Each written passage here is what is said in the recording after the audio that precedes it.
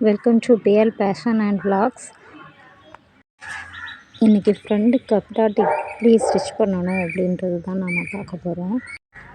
நான் ஏற்கனவே இப்போது ஒரு ப்ளவுஸ் வந்து கட் பண்ணி எடுத்து வச்சுருக்கேன். இதில் முன்பக்கத்தை எடுத்து இது 34 இன்ச்சுக்குரிய ப்ளவுஸு.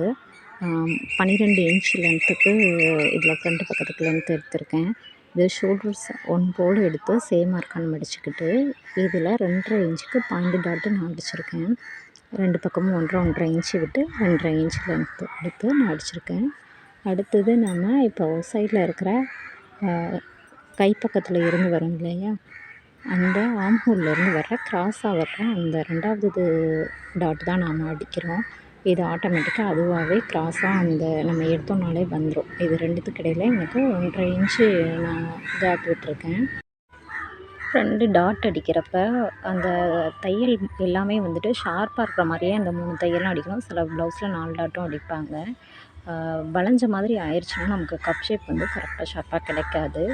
அதே மாதிரி 2த்துக்கும் இடையில இருக்க கேப்பும் 1.5 இன்ச்சு, சில பேருக்கு 1.25 இன்ச்சு இந்த மாதிரி உண்டு.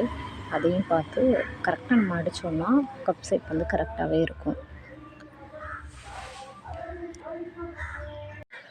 வீடியோவை ஸ்கிப் பண்ணாமல் பாருங்கள், லைக் பண்ணுங்கள், ஷேர் பண்ணுங்கள். இப்போ வந்து நம்ம 3வது டாட் அடிக்கிறோம். இதுவும் 1.5 இன்ச்சு கேப் விட்டு நம்ம கொக்கி பீஸ் ஹை பீஸ் வரும் இல்லையா, அந்த பக்கமாக அதை சென்டரில் மடித்தோம் அப்படின்னா 2 டாட்டுக்கும் இடையில் சென்டரில் வர மாதிரி இந்த டாட் அடிக்கணும். 2 தையல் போட்டுக்கோங்க. போட்டுட்டு இப்போ பார்த்திங்கன்னா 3 டாட்டுக்கும் இடையில் பாருங்கள் 1.5 இன்ச்சு கேப் இருக்குது. இந்த கப் ஷேப் வந்து பெர்ஃபெக்டாக இப்போ வந்திருக்குது. இதை மாதிரி நீங்களும் ட்ரை பண்ணுங்கள். இந்த வீடியோ பிடிச்சிருந்தால் லைக் பண்ணுங்கள். Thank you friends.